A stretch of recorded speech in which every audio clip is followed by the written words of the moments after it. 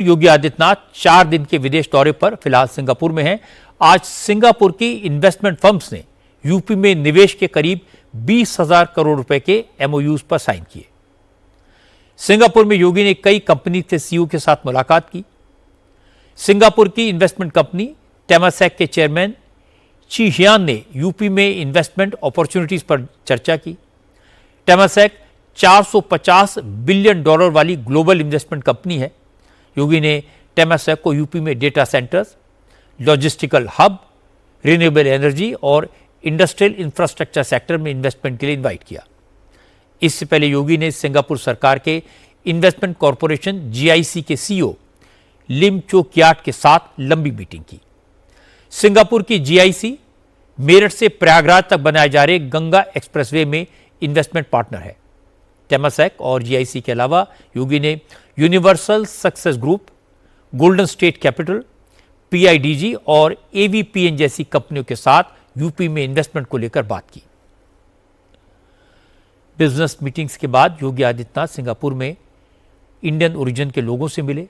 योगी ने अपने पारंपरिक मूल्यों से जुड़े रहने के लिए सिंगापुर के भारतीय समुदाय की बहुत तारीफ की। योगी ने कहा कि दुनिया के कोने कोने में वैसे भारतीय नए भारत की, बदले भारत की तस्वीर देखकर गर्व करते हैं और भारत के विकास में उत्तर प्रदेश का योगदान भी कम नहीं है।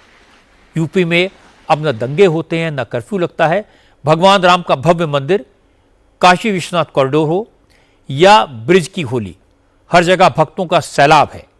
योगी ने कहा उन्होंने उत्तर प्रदेश में विकास के साथ साथ विरासत को संजोने पर भी ध्यान दिया है, इसीलिए यूपी देश के विकास का इंजन बन गया है। हम लोगों ने प्रभावी क्रियान्वयन के लिए जो रणनीति अपनाई, इसका परिणाम है कि हमने पिछले 9 वर्ष के अंदर उत्तर प्रदेश की अर्थव्यवस्था को 3 गुना करने में सफलता प्राप्त कर दी है। हम लोगों ने उत्तर प्रदेश के अंदर जो पर कैपिटा इनकम है, इसको लगभग 3 गुना पहुंचाने में सफलता प्राप्त की है। उत्तर प्रदेश ने अब आधुनिक इंफ्रास्ट्रक्चर के साथ ही आज की जो आधुनिक टेक्नोलॉजी है, उसके एक नए हब के रूप में अपने आप को स्थापित करने में सफलता प्राप्त की है। आज भारत के अंदर एक्सप्रेसवे का 55% एक्सप्रेसवे उत्तर प्रदेश के पास है। भारत का रेल का सबसे बड़ा नेटवर्क उत्तर प्रदेश के पास है। भारत के अंदर सबसे ज्यादा सिटी में मेट्रो पब्लिक ट्रांसपोर्ट की सेवा उत्तर प्रदेश के पास है और भारत के अंदर सबसे ज्यादा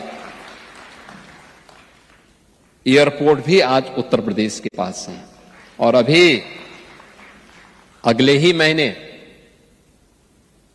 प्रधानमंत्री मोदी जी के कर कमलों से उत्तर प्रदेश का नोएडा इंटरनेशनल एयरपोर्ट जेवर, ये जो भारत का सबसे बड़ा एयरपोर्ट बनने जा रहा है, उसका उद्घाटन भी प्रधानमंत्री मोदी जी के कर कमलों से होने जा रहा है। भारत के मोबाइल फोन के 55% मैन्युफैक्चरिंग उत्तर प्रदेश के अंदर हो रही है आज के दिन पे, और इलेक्ट्रॉनिक कंपोनेंट का 60% मैन्युफैक्चरिंग यूपी के अंदर हो रहा है। और महाकुंभ की सफलता के बाद आपने देखा होगा, गत वर्ष उत्तर प्रदेश में 156 करोड़ पर्यटक आए हैं। प्रयागराज में, काशी में, अयोध्या में, मथुरा वृंदावन में और अन्य प्रमुख धामों में। अब वह दंगों वाला यूपी नहीं है।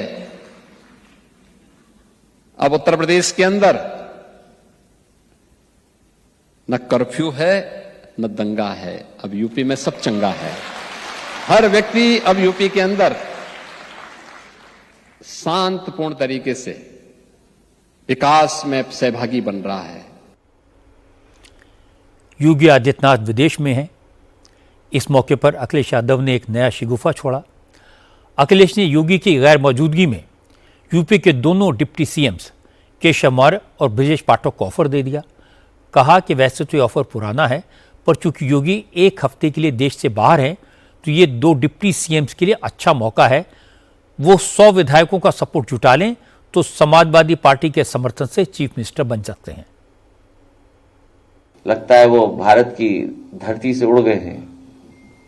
हम लोग ऑफर देते हैं, वो वापस रिवाइव करते हैं ऑफर दोबारा, 100 विधायक लाइए और मुख्यमंत्री बन जाइए। तो ले लिया है 100 विधायक, मन तो दोनों का ही है।